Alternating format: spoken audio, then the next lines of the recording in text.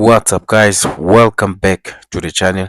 Today on this video we'll be doing this question paper that you see here. This is mathematics N4, and this question paper was actually written on the 27th of March 2026. It was an X paper that took 3 hours to be written. So before we continue with question 4, I would like to let you know guys that we already done question 1, 2, 3. So if you want to watch the videos based on those questions, I'll leave the playlist that contains those questions, and then the very same playlist will pop up at the top right of the one that you're watching. Now, before we start with question 4, I would like to say thank you very much guys for watching, subscribing to the channel, commenting, and sharing the videos. If you haven't subscribed to the channel, subscribe to the channel. Again, I'm gonna leave the timestamps for each and every question on this question, just in case you don't want to watch this video in a sequence order. Alright guys, we are done with the introduction. Let's look at the question and let's start solving it. Alright guys, here's our question 4. Now question 4 consists of 5 questions from 4.1 to 4.5. It's based on calculus, limits, and differentiation. So we're gonna start with question 4.1. We'll create a space for this one and then we solve it. Alright guys, here's our 4.1. Let's look at the question and let's solve it. Now 4.1, they want us to expand this expression here. We have x plus 2y, all this to the power of 7. So they want us to actually expand to 4 terms. So we have to do binomial theorem for this. So before you do binomial theorem, I think the best thing you should do here is to write the equation and then you substitute from there. So we know that the equation of the binomial theorem, we have x plus h to the power of nth, and then we expand it to 4 terms. So the first term is x to the power of nth plus the second term is n multiplied by x to the power of n minus 1 multiplied by h, and then the third term is n multiplied by n minus 1 divided by 2 factorial multiplied by x to the power of nth minus 2 multiplied by h to the power of 2. And then the fourth term, which is the last term, it's n multiplied by n minus 1 multiplied by n minus 2. All this is divided by 3 factorial and then multiplied by x to the power of n minus 3 multiplied by h to the power of 3. Right, so this is the formula for binomial theorem. So you need to know what is n, what is x, what is h in this case.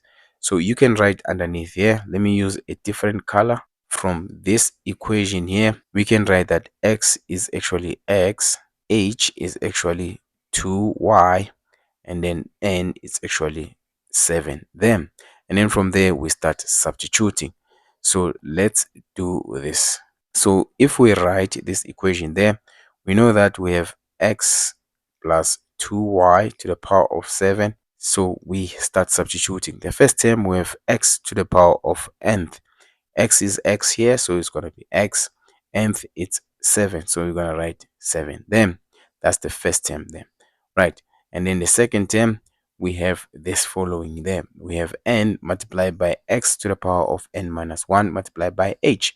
So we can say plus our n, remember it's 7 there. And then we have x to the power of n minus 1.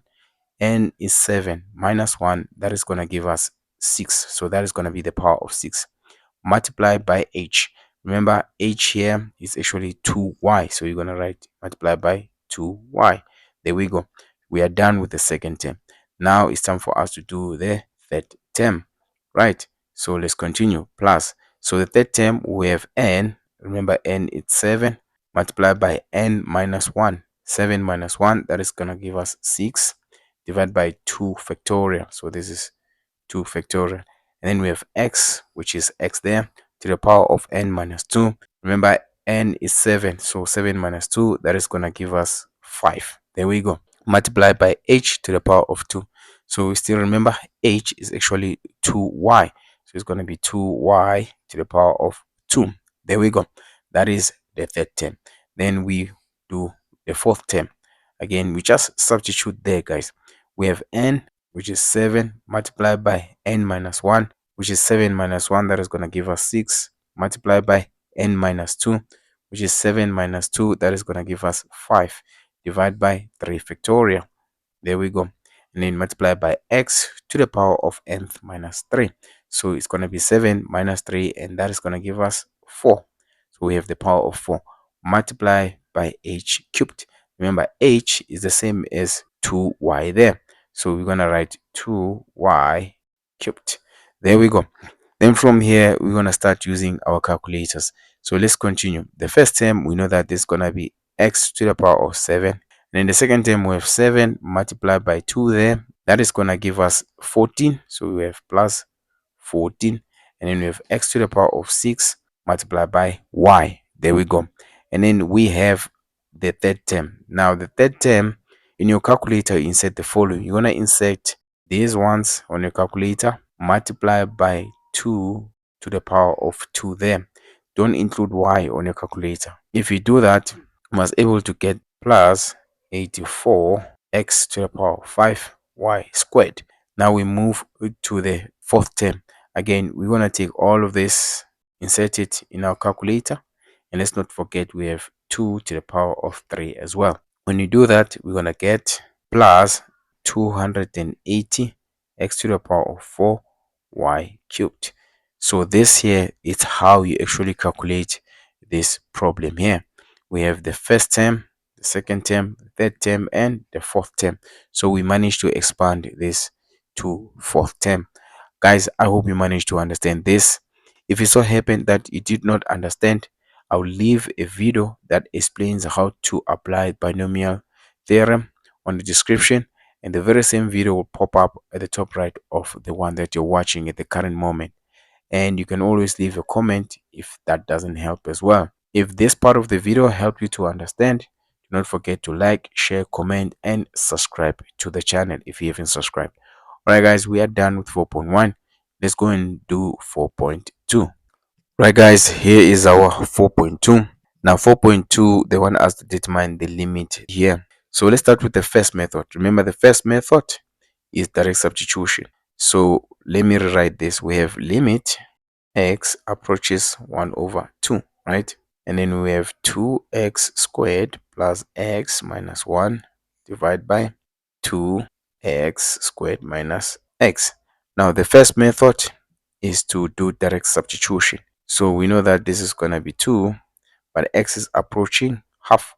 So wherever there is x, we substitute with half. So it's going to be half squared there plus half minus 1.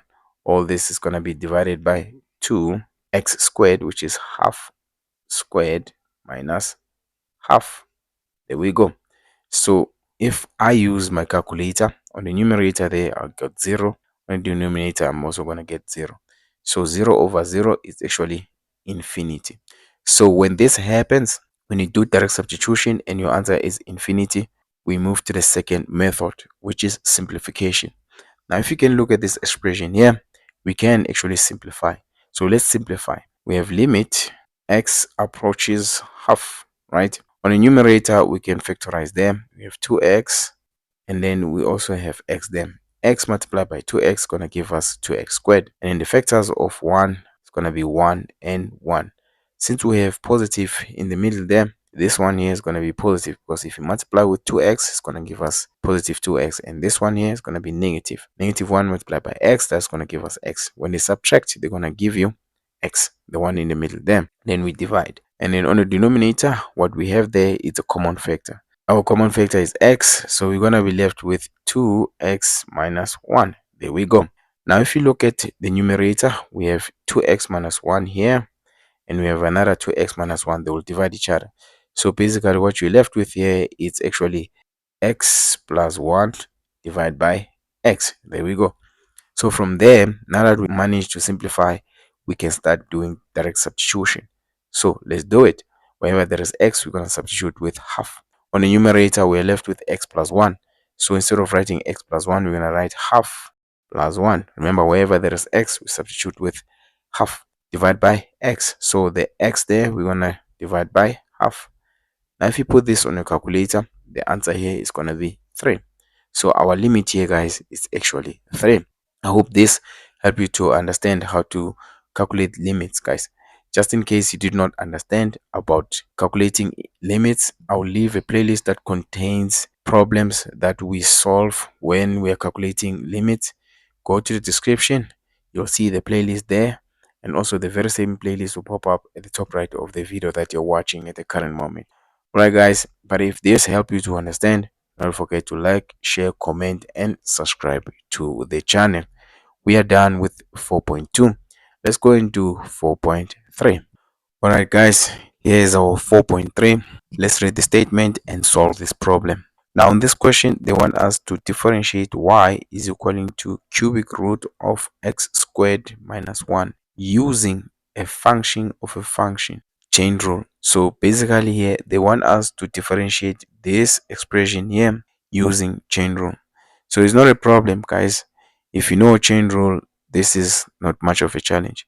So before we use the chain rule here, we need to simplify this expression that is given to us here. Rather change the sides into exponent. So you can write y is equaling to, open bracket, we have x squared minus 1, close bracket, to the power of 1 over 3.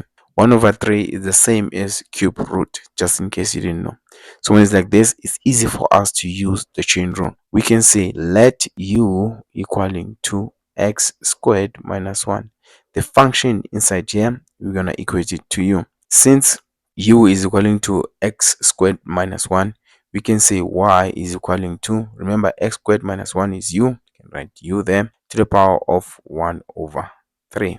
There we go. Simple, straightforward. So the next step here, we have to derive both these two functions and then we multiply them and then we'll get our answer. So let's look at the first function there. When you derive this, it's going to be du over dx. Remember, we are deriving u with respect to x. It's a standard derivative, guys. This is going to be 2x. There we go. Simple, straightforward. And then we derive this one here. Now we derive y with respect to u. So we know that dy over du. Now this is also the standard derivative. So it's going to be 1 over 3 multiplied by u, 1 over 3 minus 1. Then if you continue, this is going to be 1 over 3 u to the power of negative 2 over 3. There we go. Then from there, the formula for the chain rule is as follows. Dy over dx is equaling to, you multiply du over dx with dy over du, right? When you multiply this, they're going to give you dy over dx. So let's continue. Du over dx is actually 2x there. So you're going to write 2x there. Multiply by dy over du, which is 1 over 3 u to the power of negative 2 over 3. So we're going to write multiply by 1 over 3 u to the power of negative 2 over 3. There we go. We are not finished because we still have u there and we have the exponent, which is negative. So we can start by multiplying by 2x there, multiply by 1 over 3 u to the power of 2 over 3. Remember, this 2 over 3 is negative there. In order for it to be positive, the base must go to the denominator so that the sign can change like that. Again, we are not finished here. We need to change u back to x squared minus 1. So on the numerator, we left with 2x divided by 3. Now u, remember, it's x squared minus 1 to the power of 2 over 3. Right. So you can leave it like this, 2x divided by 3. And then we can change all of this into sides. Remember, we can write cubic root and then we have x squared minus 1 squared there. This is what it means there. The fraction as an exponent is the same as cubic root x squared minus 1 square under the cubic root. So this is our final answer here, guys. I hope you managed to understand this one as well. It was not much of a challenge, but just in case you did not understand, I will leave the playlist that contains questions that we are solving using chain rule. Go to that playlist on the description, click on it, and the very same playlist will pop up at the top right of the video that you're watching at the current moment. Right, guys, we are done with 4.3. If you managed to understand, do not forget to like, share, comment, and subscribe to the channel. Let's go and look at 4.4. Let's look at 4.4. Now 4.4, they want us to differentiate the following: y is equaling to cos x divided by 3 ln x using a quotient rule. So this is one of the rules that they want us to use. The quotient rule, guys, we have a formula for it. I am gonna write it on the side here. It goes like this: when you are given y is equaling to f of x divided by g of x, when you differentiate this, it's very simple. You first differentiate your f of x, and then you multiply by g of x minus. Now you leave f of x, and then you differentiate g of x. You divide, and then you square g of x on the denominator. Basically, this is the formula for quotient rule.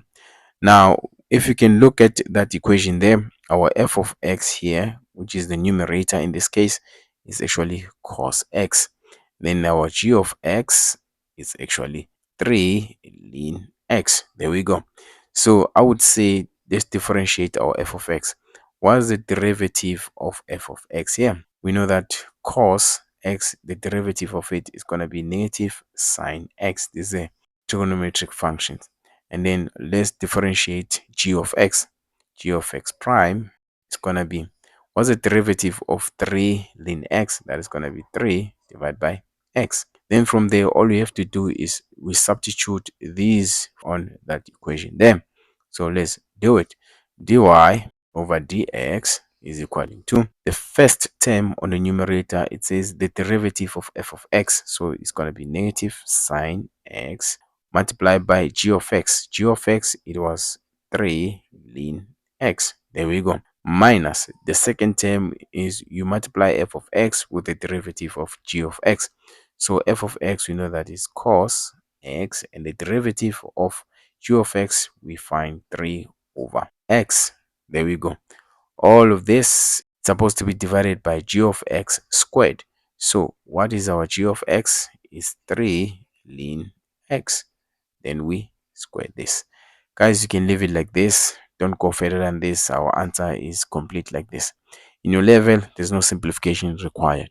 Just in case you did not understand, again, I'm going to leave a playlist that contains problems like this, where we differentiate using quotient rule. Click on that playlist, and the very same playlist will pop up at the top right of this video. It will help you to understand how to solve more questions like this one.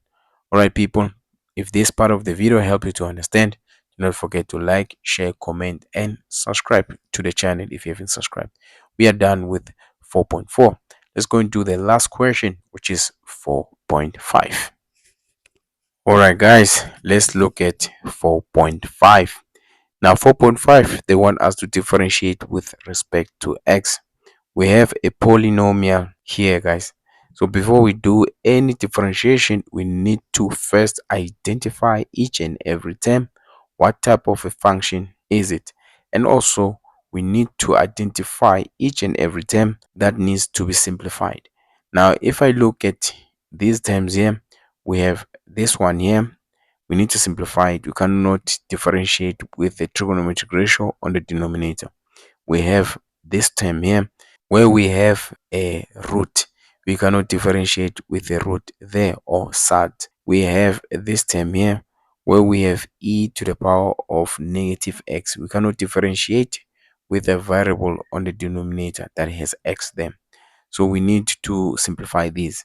So I'm going to rewrite the whole of this polynomial so that we can able to differentiate. So we're going to have y is equaling to, let's look at the first term. We have 2 sec x. There's no simplification required. We're going to write 2 sec x. There we go. Minus the second term, we have 4 cosec 2x. So it's going to be minus 4 cosec 2x. No simplification required.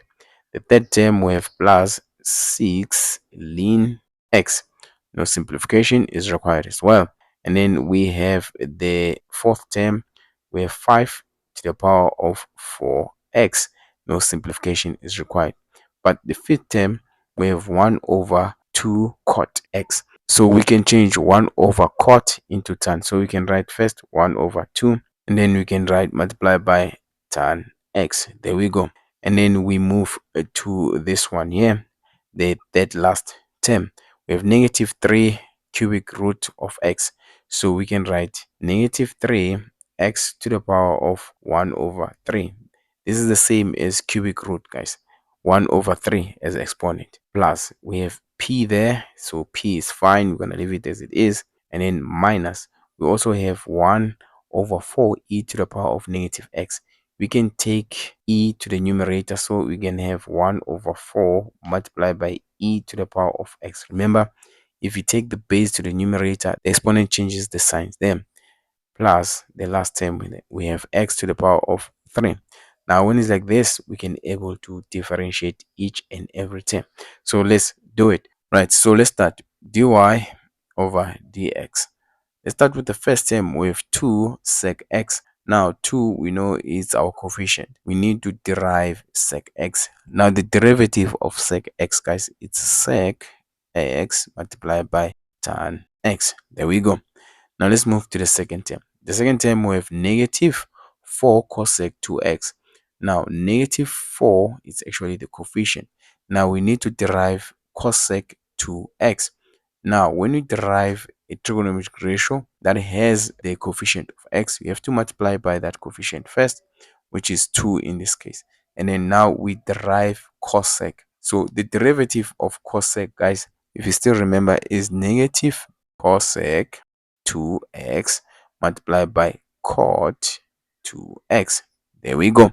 Then we move to the third term. Third term, we have plus 6 ln x. So we know that 6 is a coefficient. The derivative of ln x, we know that is 1 over x. So 6 multiplied by 1 over x, going to be 6 over x. There we go. Now we move to this term here, which is the fourth term. We have 5 to the power of 4x. Now this one is exponential. So with exponential, we have to multiply by the coefficient of x there, which is 4 then, multiplied by the base, our base, which is 5 to the power of 4x. Then we introduce ln base 5 plus the coefficient here, we have half, so 1 over 2, that's the coefficient. And then we have to derive tan them. The derivative of tan is sec squared x. There we go. And then we move to this term here, negative 3 x to the power of 1 over 3. Now the coefficient is negative 3, and then we have to multiply by 1 over 3. Remember, this is the standard differentiation. Multiply by x to the power of 1 over 3 minus 1. There we go. And when we move to the seventh term, p, it's a constant, so this is going to be 0. Right, let me just zoom down so that we can create space in order for us to finish this. Now let's do the second last term there. So the coefficient there, it's negative 1 over 4, right? And then we differentiate e to the power of x. So we have e to the power of x, that's the derivative there. Then the last term there, we have x cubed. So this is going to be a standard derivative, going to be 3x squared. There we go. So we are not completely done. We need to simplify each and every term. So let's do it. We have dy over dx, right? The first term, it is simplified. We're just going to write it as 2 sec x multiplied by tan x. There we go. And then the second term, we have negative 4 multiplied by 2 multiplied by cosec 2x cot 2x. So this is going to be plus 8 cosec 2x multiplied by tan 2x. There we go. Nothing is changed there. It's 6 over x. There we go. And then we move to the fourth term. We have 4 multiplied by 5 to the power of 4x ln 5. So nothing changes on this one. So we move to the fifth term. We have half multiplied by sec squared. So this is going to be half multiplied by sec squared x. There we go. Now we move to the sixth term. On the sixth term, we have 3 divided by negative 3. We're going to be left with negative 1. Then we have x to the power of 1 over 3 minus 1. So this is going to give us negative 2 over 3 as the exponent plus 0. So even if we don't add the 0, we move to the second last term. We're going to write negative 1 over 4 e to the power of x plus the last term, which is 3x squared. There we go. This here, guys, is our final answer. But you can always write it like this: dy over dx. We have 2 sec x multiplied by tan x plus 8 cos sec 2x multiplied by tan 2x plus 6 over x plus 4 multiplied by 5 to the power of 4x ln 5 plus half sec squared x. Now, on this term here, which is the third last term, we have negative x to the power of negative 2 over 3. So we can change this into positive exponent. So we can write it as 1 over x to the power of 2 over 3 minus 1 over 4 e to the power of x plus 3x squared. Guys, you can leave it like this. This is correct. So this is our final answer. All right, people, I hope this helped you to understand how to derive this polynomial. Just in case you did not understand this, I will leave again a playlist that contains different type of polynomials that we differentiated. You can click on that link, and the very same link will pop up at the top right of the video that you're watching. So click on it to watch other polynomials similar to this one that we solved. But if this part of the video helps you to understand, do not forget to like, share, comment, and subscribe to this channel if you haven't subscribed. We are done with question 4. I hope you managed to understand the entirety of this question 4. We'll be doing question 5 on the next coming video. Thank you very much, guys, for watching. Till next time. Cheers.